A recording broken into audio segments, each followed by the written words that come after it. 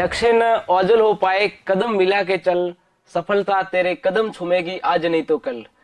नमस्कार, मैं हूं गणपत सिंह सोलंकी और आप देखना शुरू कर चुके हैं आपकी आवाज। हमारे इस खास episode news of the guest room में हम आपको लगातार नए नए सक्सेस से मिलाते जा रहे हैं।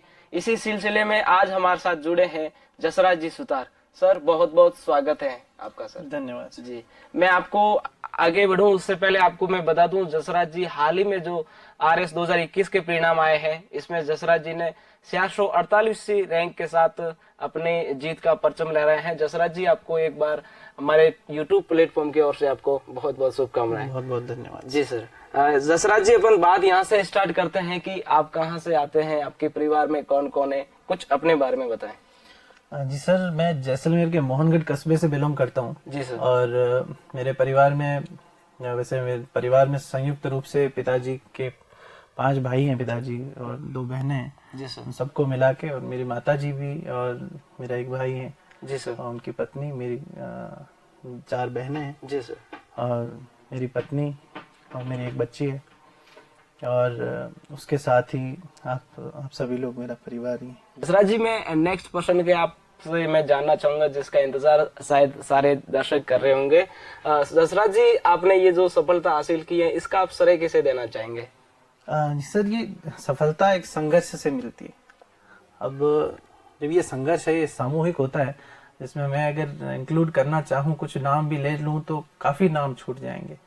जैसे मेरी परिवार है जो मेरा, उसमें माता पिता, मेरी पत्नी, भाई बहनें, सब लोग एक तरह संघर्षरत रहते हैं। जी सर। जब मैं उनसे दूर रहता हूँ या कभी कभी मौका मिलता है तब जाते हैं।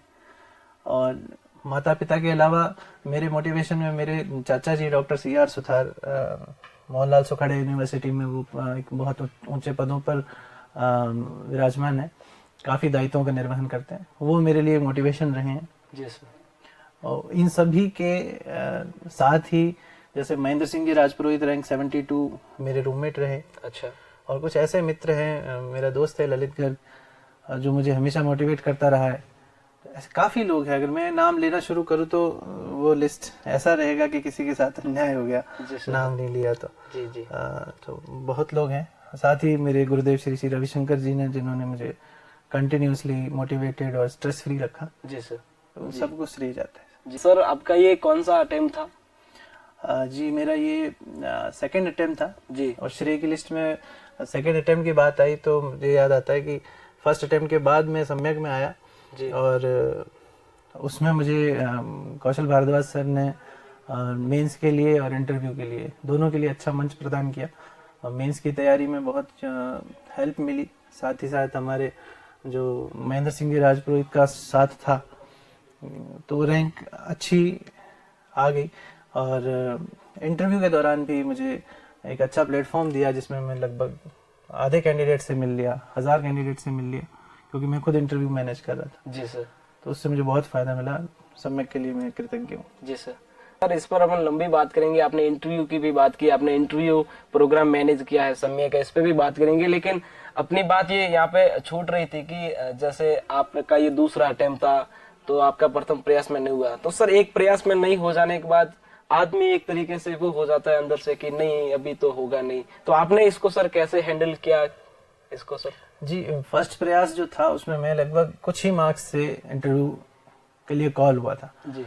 तो उस समय ऐसा रहता है कि आपको नंबर नहीं पता होते, तो आपको लगता है कि मैं कहीं भी जा सकता हूँ। जी सर। पर जिस समय रैंक आई, उसमें रैंक मेरी 1407 थी और पैरों तले जमीन खिसकना किसको कहते हैं, तब मैंने अनुभव किया। और उस समय गीता का एक श्लोक है, राम सुखदास जी की बुक मैंने पढ़ी अगले दिन। जी सर। उसमें कर्मण्यवाधिकारस्ते माँ फलेषु कदाचन माँ कर्म फले तुर्भु माते संगोस्तु कर्मणि, उनका पूरा एक्सप्लेनेशन पढ़ा, उससे काफ़ी मुझे हेल्प मिली। और साथ ही श्री श्री रविशंकर जी ने जो सुदर्शन क्रिया नाम का जो टूल है, जी सर, लगभग 2010 से मैं उसको प्रैक्टिस कर रहा हूँ। वो भावों पर नियंत्रण करने के लिए बहुत हेल्प करता है। जी सर। तो ये 2 चीज़ें हैं। साथ में परिवार का भी मोटिवेशन रहा। पिताजी ने हमेशा मुझे यही कहा, तुझे मेरा साथ है। जी सर। हर एक प्रयास में मेरा साथ रहा। जी सर। सर, आपके RS प्रिपरेशन की बात होगी। अब मतलब ये मैं आपसे जानना चाहता हूँ कि आपका ग्रेजुएशन में कौन कौन से सब्जेक्ट थे, ग्रेजुएशन में आपने कौन सी डिग्री की? जी, मैंने ग्रेजुएशन मेरा NIT हमीरपुर हिमाचल प्रदेश से बीटेक कंप्यूटर साइंस इंजीनियरिंग में हुआ है, और 2014 में मैंने वहाँ से पास आउट करके लगभग 1.5 साल करीब मैंने एक जॉब किया गुड़गांव में MNC में, और उसके बाद से मैं RS की प्रिपरेशन में लग गया। जी सर। जी सर, आपने इससे पूर्व उत्तर के रूप में आपने बात की थी कि मैंने सम्यक में एज ए इंटरव्यू प्रोग्राम को भी मैनेज किया है। आप बतौर अभी आप RS सेलेक्टेड है, तो मैं यहाँ पे आपसे ये जानना चाहूंगा, शायद हमारे दर्शक भी ये जानना चाहते होंगे कि आपने जो इंटरव्यू प्रोग्राम मैनेज किया उससे आपको कितना हेल्प मिला, कितने फायदा मिला? जी, जैसे मैंने बताया कि मेंस के दौरान भी मैं यहाँ से जुड़ा था और बहुत हेल्प मिली उसमें। परंतु जब इंटरव्यू में मुझे दायित्व मिला तो सबसे पहले तो मैंने कॉन्फिडेंस बनाया कि मुझे उन लोगों से बात करनी है जो इंटरव्यू लेंगे। जी। जैसे मेरे लिए तो ये नाम सुनना भी बहुत बड़ा है कि ML कुमावत सर। जी।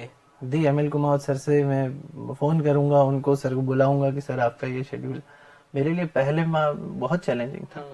पर बाद में ऐसा लगा कि मुझे उन लोगों से इंटरेक्ट करते हुए और बहुत सारे कैंडिडेट्स उनसे इंटरेक्ट करते, लगभग 1000 कैंडिडेट्स से मिला हूँ और 500 करीब ऐसे कैंडिडेट्स हैं जिनसे बी द पैनल में मिले। तो सम्यक का जो बी द पैनल प्रोग्राम है वो ऐसा है जिसमें आप 5 कैंडिडेट्स एक दूसरे का क्रमबद्ध रूप से इंटरव्यू लेते हैं रोटेशन में।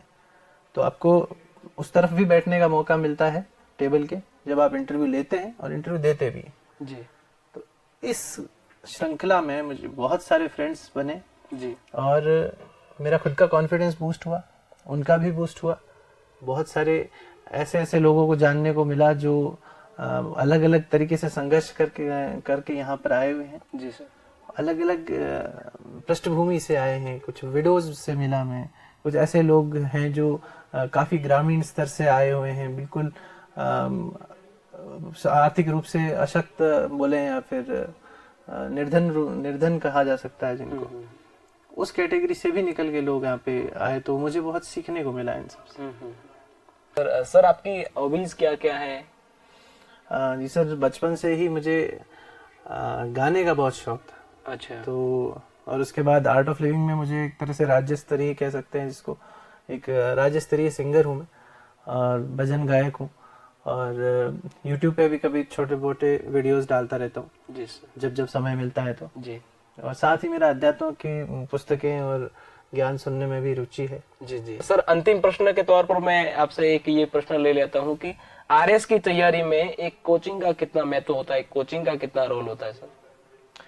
जी सर, कोचिंग मैं जैसे बताऊँ कि मेरा बीटेक था, तो उसके बाद जब RS के जो सब्जेक्ट्स हैं उनमें से कुछ ऐसे भी सब्जेक्ट हैं जो साइंस बैकग्राउंड के व्यक्ति के पास नहीं होते। जी जी। तो उन सब की through out in depth knowledge के लिए कोचिंग एक सहारा प्रदान करती है। जी जी। वहाँ पे आपको एक तरह से जैसे हिस्ट्री है, ज्योग्राफी है, इथिक्स है, जैसे धर्मेंद्र सर की इथिक्स ने मुझे बहुत हेल्प की। जी जी। अगर मैं अकेले पढ़ता तो शायद उतना नहीं समझ पाता। जी। तो एक प्लेटफॉर्म प्रोवाइड करता है जो बाद में आप चलो अपना प्रैक्टिस करके ऑथेंटिक किताबों से और भी सोर्स इकट्ठा कर सकते हो। जी जी। तो जो ये कोचिंग्स का प्लेटफॉर्म है, ये आपको एक मंच प्रदान करता है जो आप आगे अपनी फ्लाइट ले सकते हैं। जी जी जी। बहुत अच्छा लगा सर आपसे मिलकर, आपने अपना अमूल्य समय दिया, हमारे साथ जुड़े, इसके लिए एक बार पुनः आपका मैं तहे दिल से आभार व्यक्त करता हूं और आपको एक बार पुनः बहुत बहुत शुभकामनाएं देना चाहता हूं आपके सफलता के लिए। धन्यवाद।